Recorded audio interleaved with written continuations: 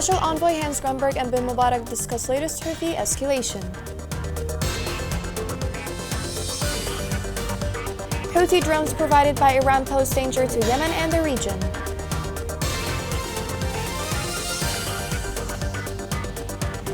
Yemeni children bear the brunt of the war and are victims of malnutrition.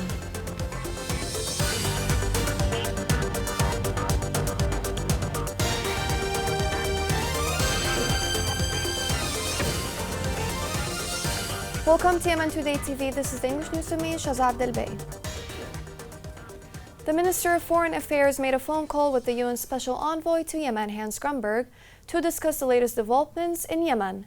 In addition, he added in a statement that he will be talking about the following Houthi militia attacks on oil facilities and their danger to international navigation, and the minister called for the need to hold them responsible for these terrorist acts. Bin Mubarak touched on the National Defense Council's decision to classify the Houthi militia as a terrorist group.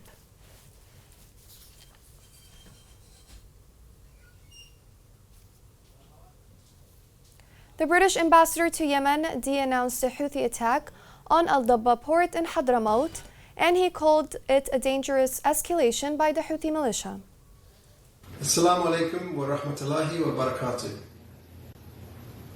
المملكة المتحدة تعامل بشكل وثيق مع المبعوث الخاص للأمم المتحدة هانز غرونبرغ، فنحن ندعم جهوده لتجديد الهدنة في اليمن وإحراز تقدم نحو تسوية سياسية مستدامة وشاملة بقيادة يمنية على أساس مراجعة المتفق عليها. نرفض هجمات الحوثيين بطائرات مسيرة على ميناء الدبة النفطي الأسبوع الماضي. لقد كان تسييدا خطيرا للإعمال الإدارية بالإضافة إلى انتهاكه للقانون الدولي وتهديد للأمن البحري. يحتاج الحوثيين إلى الوقف الفوري للهجمات والانخراط بشكل بناء في عملية السلام التي تقودها الأمم المتحدة. The recent drone strike on Al-Dabba port has proved the Iran-backed Houthis as a power-craving terrorist organization. This report has more details. Since the civil war's outbreak in 2014, Yemen's crisis has functioned as a live-fire testbed for Iran's longer-range weaponry. With the ceasefire's expiration on October 2nd, Iranian-sourced unmanned aerial vehicles will continue to provide data for Iranian military development cycles. Yemen's government announced last week that its soldiers intercepted armed drones fired on Al-Dabba oil facility in Al-Shahr, Hadramaut, as an oil ship prepared to dock. According to the Iran-backed Houthis, the warning strike was carried out to prevent the vessel in Al-Dabba from smuggling crude oil out of the port. The incident in Al-Dabba was the first serious escalation since the Houthis and the Yemeni government failed to extend a UN broker truce earlier this month, owing to disagreements over the payment of civil worker wages in Houthi-controlled regions. The relative period of peace starkly contrasts with the Houthis' increased missile and uninhabited vehicle capabilities in dozens of attacks last year. The Houthis have a history of using drone technology to achieve their political objectives and military operations. Drones have significantly boosted Iran's air power and regional allies in the years after the Iranian Revolution. The Houthi strikes, whether within or outside Yemen, usually appear to have a motive. In January 2022, for example, the Houthis conducted a drone strike deep within the UAE in retribution for their proxies' advances against Houthi-held territory in Yemen. While the Houthi drone strike caused only little physical damage, it demonstrated the Houthis' warfare expertise and tarnished the UAE's image as a safe haven in an otherwise war-torn region. In March, missiles and drones were launched at Saudi energy and water desalination facilities, according to Saudi Aramco, which declared that there was no impact on supply or casualties. The attack was portrayed by the Houthis as reprisal for Saudi-led aggression and blockade that has rendered most of Yemen a wasteland. Over the years, Iran has established a vast network of means and mechanisms to supply its militias with the military and financial support they need to carry out the regime's objectives. The international community must prioritize the establishment of a collective preventative strategy to curb the threat of drones and Houthi clutches, especially now that the ceasefire is no longer in place. UNESCO approved a plan for education for all Yemenis and the implementation of a comprehensive educational process. In addition, this came in the presence of the Deputy Minister of Education, and UNESCO committed itself to proceeding with the launch of the 2025 plan in Yemen. Acute malnutrition puts danger on half of Yemen's children under the age of 5 this year. The war has worsened the situation in the country. This report has more details. The current level of hunger in Yemen is unprecedented and is causing severe hardship for millions of people. Despite ongoing humanitarian assistance, 19 million Yemenis are food insecure, and the number is expected to increase even more in the coming months. UN agencies warn that 1 in 5 children under the age of 5 in parts of Yemen are estimated to be acutely malnourished and in urgent need of treatment as malnutrition cases increase in southern districts. The rate of child malnutrition is one of the highest in the world, and the nutrition situation continues to deteriorate. A recent survey showed that almost 1/3 of families have gaps in their diets and hardly ever consume food like vegetables, fruit, dairy products, or meat. The humanitarian situation in Yemen is extremely fragile, and any disruption in the pipeline of critical supplies, such as food, fuel, and medicines, has the potential to bring millions of people closer to starvation and death. World Food Programme calls for unimpeded access to reach those most in need and avert famine. Yemen has long battled with some of the highest malnutrition rates in the world. Until now, humanitarian interventions to treat and prevent malnutrition, as well as provide emergency food assistance, have prevented an even more severe deterioration. Escalating conflict and economic decline have pushed an already exhausted population to the brink. In addition to this, many aid projects, including emergency food assistance, water, sanitation, and hygiene services, have been disrupted by funding shortfalls. Malnutrition treatment programs are also at risk if additional funds are not received soon. There are a number of factors contributing to growing food and nutrition insecurity worldwide, including soaring food prices driven by the war in Ukraine, persistent drought due to climate change in some countries, regional, civil, and international communal conflicts.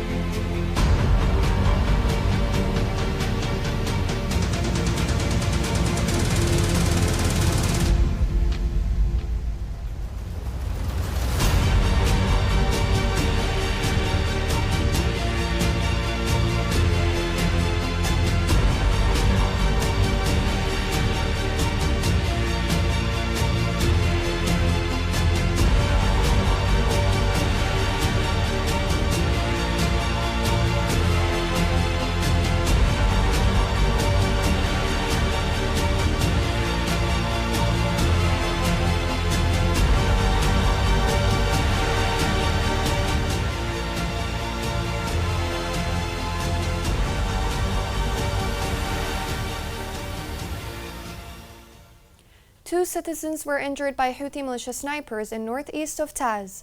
In addition, eyewitnesses confirmed that the Houthi sniper targeted a citizen who works as a motorbiker driver while he was delivering a passenger to his home. The injured were taken to a Thoda hospital in the city in the presence of the security campaign to track down wanted security men in Al Rawda neighborhood. The Houthi militia seized 22 bodies of newborns due to their families' inability to pay hospital costs. This report has more details. A Houthi-run hospital in Sana'a is keeping the dead bodies of 22 newborns, whose families couldn't pay the discharge costs due to deteriorating living conditions. The Houthi militia members who run the hospital threatened to take strict measures, such as burying the bodies if families didn't pay within 14 days. from the date of the announcement. They also vote to pursue grieving parents and file lawsuits against them, obliging them to pay what they owe. Moreover, the families of the 22 dead infants had visited the hospital administration more than once to negotiate a price reduction, yet to no avail. Some of the families had resorted to selling their assets and belongings, but were surprised by the doubled rates they were being charged by the hospital for keeping their deceased newborns in coolers. A human rights activist in Sana'a accused the same hospital administration of holding the infants in late August and a 5-year-old child hostage as a form of pressure to force their family to pay outstanding medical costs. Human rights defenders in Sana'a blamed poor living conditions suffered by Yemenis on Houthi corrupt policies, tempering and organized destruction of all state sectors. The scene in Yemen today describes the health sector status, which has been suffering deterioration since the beginning of the war. The health sector is facing challenges in provision and aid, which resulted in the function of only 50% of health facilities. The conflict in Yemen made it difficult for more than 80% of the population to access healthcare services. Additionally, the deterioration of health facilities was the third direct cause of the rising death rates in Yemen. The future of the health sector in Yemen is still uncertain, and it is expected to remain the same until the improvement of external funds by implementing organizations around the world. During my visit, I was able to see firsthand how local doctors alongside ICRC personnel are treating weapon wounded in a local emergency room. I was able to speak with farmers whose livelihood has been severely disrupted by years of conflict and whom we're trying to bring some additional income to regain their livelihoods. Today, about 2 out of 3 Yemenis are considered food insecure. That's about 19 million people. Even more of them lack access to basic health care. Despite all this, Yemen is too often out of the spotlight, and we need to ensure that we receive continued support from donors and partners to continue our work. The ICRC is both addressing emergency needs and is trying to find solutions that will bring respite in the longer term. However, full recovery will only be possible if a political solution to the conflict can be found. Coming next in the news. In Thai's cases of tropical diseases amid collapsing health services.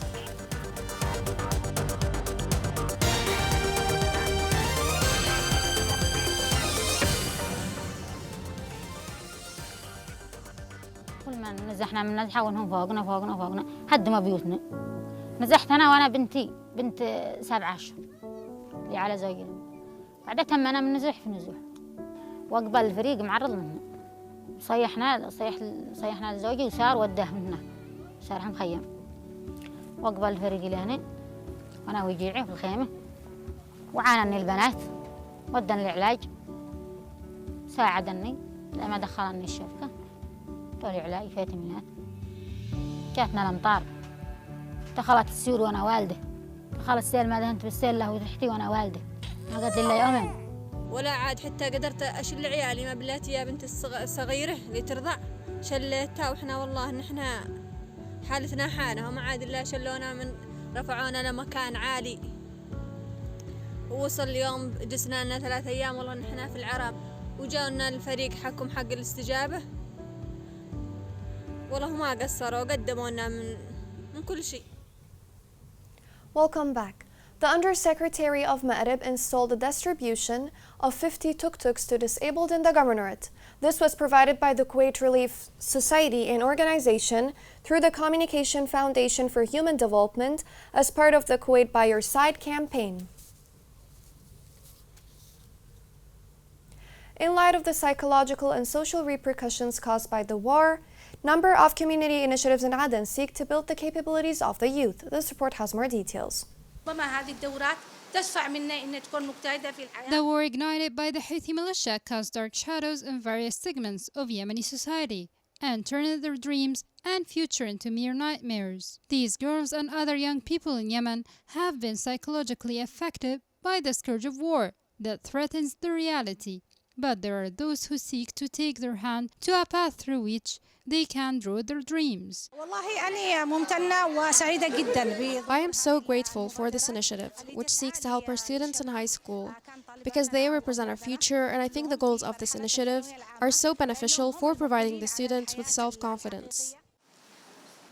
200 male and female students enroll in public secondary schools, helped by community programs to enhance their life skills, help them overcome the consequences of the war, and preserve what remains of hope. Planning for the future, building confidence, and making decisions are all life skills that can guide minds and build people. أنت عارف إن شبابنا بشكل عام.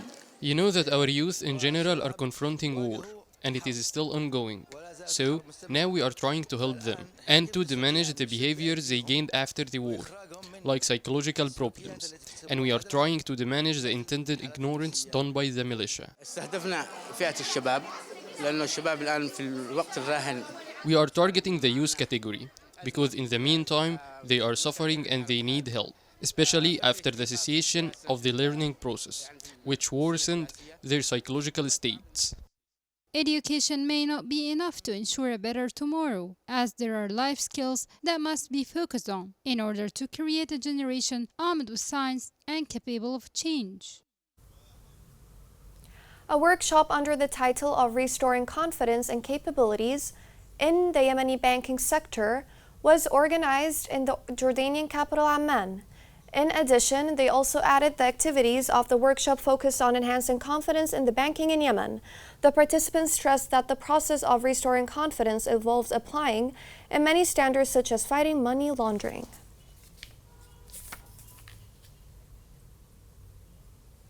The collapse of the health sector and the outbreak of dengue fever have left many Yemenis in hospitals. This report has more details.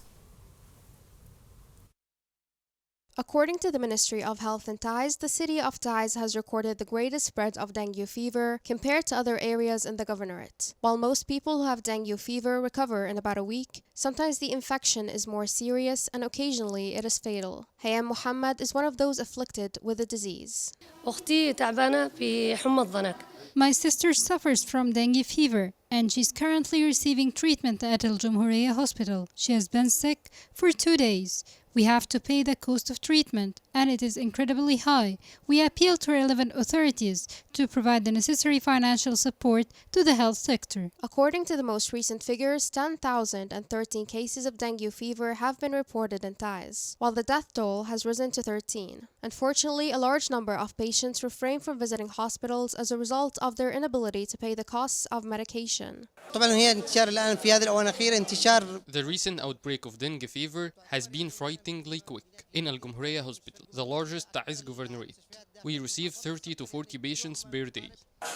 The Ministry of Health ascribed the spread of dengue fever to a variety of factors, including the emergence of disease-bearing mosquitoes, the major collapse in the health sector, the shortage of clean water running through the city's supply lines, and the accumulation of waste in streets and neighborhoods.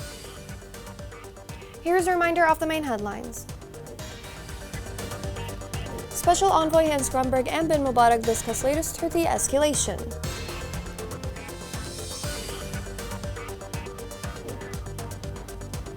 Houthi drones provided by Iran pose danger to Yemen and the region.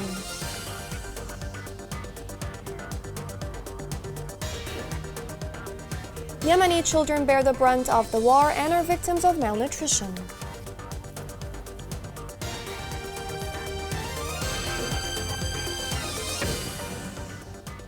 This is the end of the news. Thank you for watching.